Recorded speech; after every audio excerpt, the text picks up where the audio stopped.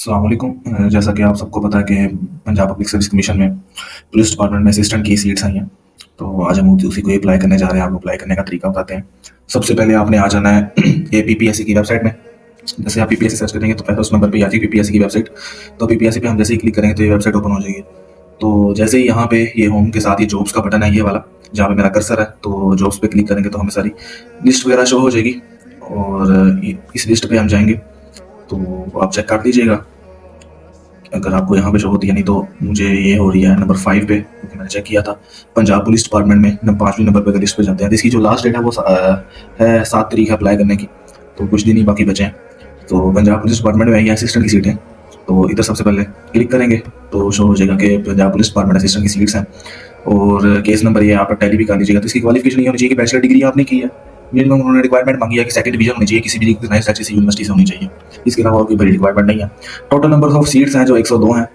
102 number में से seats में से 18 जो सीटें हैं उन्हें वुमेन कोटे के लिए वो की हुई हैं। जो 5 सीटें हैं वो स्पेशल कोटे में आती हैं और 2 माइनॉरिटी कोटे में आती हैं। 16 ग्रेड की ये सीट है, असिस्टेंट की 16 ग्रेड की पंजाब पुलिस डिपार्टमेंट में सीट है। ठीक है। अब जो पोस्टिंग है उन्होंने वो भी मेंशन की है कि जी एनीवेयर इन पंजाब, ठीक है, मतलब पंजाब में होगी। 600 रुपया फीस है।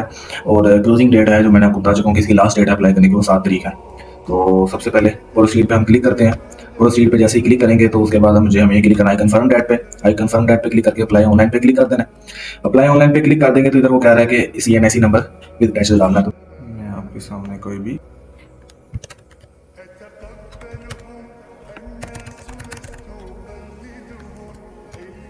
इसी तरह मैं यहाँ पे भी CNSE नंबर विदाउट डैशेस डाल देता हूँ। तो ये आपका सेम होना चाहिए, ये याद रख लें। तो ये जैसे ही सेम होगा तो ये आ जाएगा। इसके बाद प्रोसीड के बटन पे क्लिक करेंगे तो आप ये मैंने कोई भी अपना जीमेल नंबर वैसे ही डाल दिया आपको बताने के लिए। इसी तरह जब हम ये करेंगे यहाँ पे फ़ोन नंबर पुट कर लेंगे हम यहाँ पे। तो आगे यहाँ पे भी वैसे ही रैंडम डाल रहा हूँ। ये मैंने फ़ोन नंबर पुट कर दिया। अपना है जो डालेंगे नोट करिएगा कि आपकी जो ईमेल है फ़ोन नंबर मैं हमेशा कहता हूँ तो ये आपके एक्टिव होने चाहिए, क्योंकि यहाँ पे आपको नोटिफिकेशन हमेशा रिसीव होंगे ईमेल पे भी और मेल पे भी। तो इसमें आगे प्रोसीड का बटन क्लिक कर देंगे तो आगे वेरीफाई आ जाएगा। जैसे वेरीफाई पे क्लिक करेंगे तो आप शो हो जाएगी। आपने अपनी बाकी रिक्वायरमेंट वगैरह वो पूरी करनी है। जैसे जेंडर, अगर आप मेल हैं, फीमेल है, ट्रांसजेंडर है, इवन तो आप मतलब कि जिनमें से जो भी आपका है तो आप सेलेक्ट कर सकते हैं। मैंने मेल सेलेक्ट कर लिया एग्जाम्पल के तौर पे। तो रैंडमली मैं कोई भी यहाँ से चूज़ कर लेता हूँ। फॉर एग्जाम्पल ये है डेट ऑफ बर्थ। और दूसरा आर यू गवर्नमेंट एम्प्लॉयड अगर हैं तो आपने यस कर देना है। जब आप यस करेंगे तो फिर आपसे वो सारी डिटेल मांगेगा।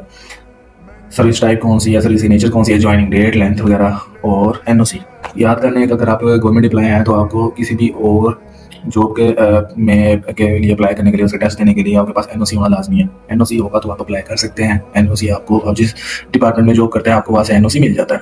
ठीक है। NOC के बगैर आप अप्लाई नहीं कर सकते। अगर आप नहीं हैं तो आप सिंपल नो कर देते हैं, आपका ये सेक्शन खत्म हो जाएगा। इसके अलावा वो कह रहे हैं कि आप स्पेशल पर्सन हैं तो आप लिख सकते हैं, वो कोटा होता है स्पेशल पर्सन का। अगर नहीं है तो नो करते हैं। अगर वो उसके बाद कह रहे हैं कि हम रिटायर्ड आर्म फोर्सेस से हैं तो यस करते, अगर नहीं है तो नो करते हैं। इसके बाद प्रोसीड करेंगे। आगे प्रोसीड करने के बाद हम अपनी ये चीज़ें फिल करेंगे।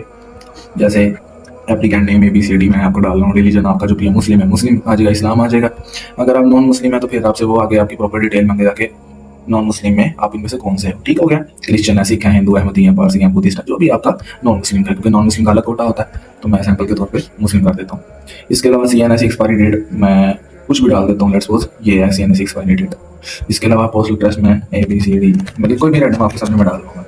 इसी तरह फ़ोन नंबर तो ऑलरेडी मैंने दिया भी हुआ था, मतलब फिर भी आपके सबके लिए मैं मतलब कर देता हूँ। मैं कोई भी आपका फ़ोन नंबर है तो आप वो लिख सकते हैं। इसके अलावा फादर नेम ABCD में फिर भी कोई मैं रैंडम डाल रहा हूँ। इसके अलावा आपका डोमिसाइल जो भी है आपका कहाँ का है वो आप लिख सकते हैं, कहाँ का बना हुआ है। डोमिसाइल इशू डेट आ जाएगी। उसके बाद डोमिसाइल इशू डेट आपका वो डोमिसाइल पे लिखी होती है अपर लाइट का नंबर। डोमिसाइल पे वाज होती है इशू डेट, तो आप वहाँ पे अपने डोमिसाइल इशू डेट भी लिख सकते हैं। मार्शल स्टेटस जो है, अगर मैरिड लिखते, सिंगल है तो सिंगल, अगर मैरिड है तो फिर आपको अपने स्पोज का नाम लिखना होता है। सिंगल पे आपका ये लोग हो जाता है। उसके बाद वो पूछ रहे हैं आपके कोर्ट मार्शल में आपके रिलेटेड हुए हैं, अगर यस है तो यस, नो है तो नो। इसके अलावा वो पूछ रहे हैं कि आपके कोई रिलेटिव्स हैं PPSC में जॉब कर रहे हैं कि नहीं, अगर कर रहे हैं ठीक है, नहीं तो आप सिंपल नो पे क्लिक कर सकते हैं। इसके अलावा इसी तरह बाकी डिटेल वगैरह है वो आप देख लें। और ये जो चीज़ है ये होती है डॉक्टर, इंजीनियर, लॉयर और फार्मासिस्ट के लिए होती है। उनके पास कोई होते हैं रजिस्ट्रेशन नंबर होते हैं, क्योंकि उनके पास रजिस्ट्रेशन नंबर होना लाजमी होता है। तो ये चीज़ें सिर्फ ये जो तीन है ये उनके लिए होता है, इनसे हमारा लेना देना नहीं है, तो इसे हम ऐसे ही खाली छोड़ सकते हैं, ऐसे फिल करने की भी जरूरत नहीं है, ये ऐसे ही काम चलेगा।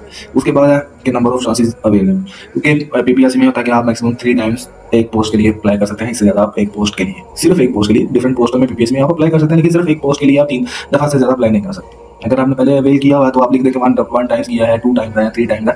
अगर नहीं किया तो आप सिंपल 0 पे क्लिक कर सकते हैं। सिलेक्शन सेंटर है, सिलेक्शन सेंटर आपका क्योंकि ये पीपीएससी पंजाब का है, तो पंजाब की ये सिलेक्शन सेंटर है, आपके नज़दीक जो भी पड़ा है आप लिख सकते हैं। फॉर एग्जाम्पल मैं आपके लिए मुल्तान लिख देता हूँ कि जी मेरा नज़दीक मुल्तान है, तो आप मुल्तान पे क्लिक करेंगे। इस तरह सेफ आप इन्फॉर्मेशन करेंगे कैंडिडेट ने। अच्छा वो मतलब मैंने वो गलती से ये लिख दिया था, फादर ने, मैंने वो गलती से आपको लिए। तो अब सेव, जब ये चीज़ें फिल कर लेंगे तो उसके बाद सेव इन्फॉर्मेशन पे हम क्लिक कर देंगे।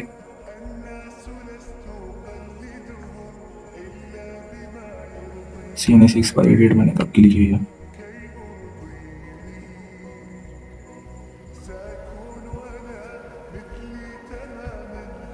ये ले। अच्छा एक चीज़ है कि मैंने वो गलती से आप लोगों को समझाने के लिए मैंने CNSE एक्सपायरी डेट पहले की लिख दी थी, तो उसने बोला कि जो CNSE एक्सपायरी डेट है ये मतलब अगर आपकी ख़त्म होने वाली है एडवर्टाइजमेंट डेट से पहले पहले, तो आपके पास एक CNSE मतलब नादरा का टोकन नंबर होना चाहिए। नादरा का टोकन नंबर होता है कि आप दोबारा वो CNSE के लिए अप्लाई करते हैं तो आपको टोकन नंबर देते हैं, तो आप लगा सकते हैं। तो अगर नहीं है तो फिर तो आप वैसे ही लिखेंगे तो ये आपका चल जाएगा। इसी तरह आप वो प्रोसीड करेंगे तो आपकी चीज़ें वगैरह फिल हो जाएंगी। प्रोसीड फर्दर करेंगे तो आपकी ये हो जाएगी फिल। इस तरह आप अपना प्रोसीड वगैरह पे ये आपका एक PSID नंबर जनरेट हो जाएगा। तो PSID नंबर आप जब जनरेट कर लेंगे तो उसके बाद आपकी ये 600 फीस आ जाएगी।